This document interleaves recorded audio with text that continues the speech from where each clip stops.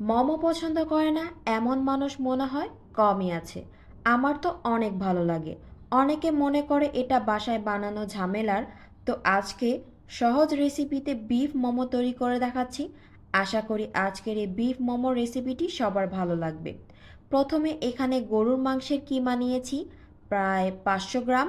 আমি মাংসটাকে ছোট ছোট করে কেটে 3 থেকে 4 সেকেন্ডের মতো ব্লেন্ড করে নিয়েছিলাম।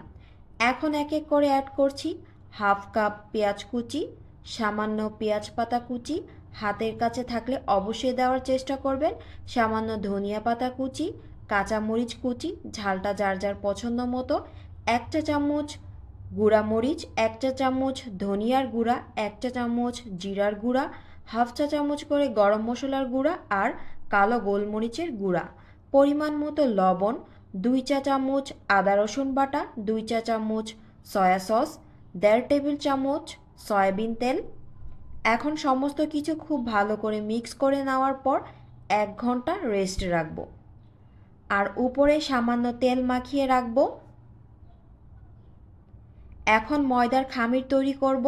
তো এখানে আমি 2 কাপ ময়দা নিয়েছি, পরিমাণ মতো লবণ, 2 টেবিল চামচ তেল দিয়ে 2 থেকে 3 মিনিটের মতো ভালো করে ময়ান করে নেব। এখন অল্প অল্প করে পানি অ্যাড করে সফট একটা ডো তৈরি করে নেব। উপরে সামান্য তেল মাখিয়ে 30 মিনিটের জন্য রেস্টে রাখবো খামিরটাকে। এখন মোমো তৈরি করব। অল্প করে খামির নিয়ে ছোট করে রুটি তৈরি করে নেব। রুটিটা বেশি পাতলাও হবে না আবার ভারীও হবে না। এখন ভিতরে গরুর মাংসর পুর দিয়ে মোমোর শেপ দিয়ে নেব। আপনারা আপনাদের পছন্দ মতো এখানে মোমোর শেপ দিতে পারেন। আমি একটা করে দেখাচ্ছি, যদিও তেমন পারি না। এই শেপটা আমার থেকে সবচেয়ে বেশি সহজ মনে হয়।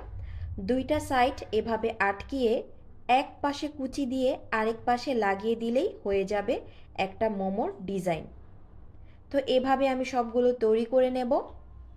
এখন স্টিমারে স্টিম করে নেব। তো এখানে আমি রাইস কুকারের উপরে যে স্টিমারটা আছে ওইটার উপরে সামান্য তেল ব্রাশ করে নিয়েছিলাম।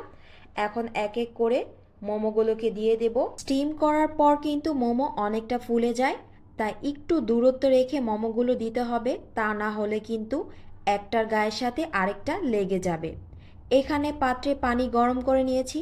পানির পরিমাণটা পাত্রের অর্ধেক থেকে কম দিতে হবে, বেশি দিলে কিন্তু পানিটা উপরে উঠে আসবে।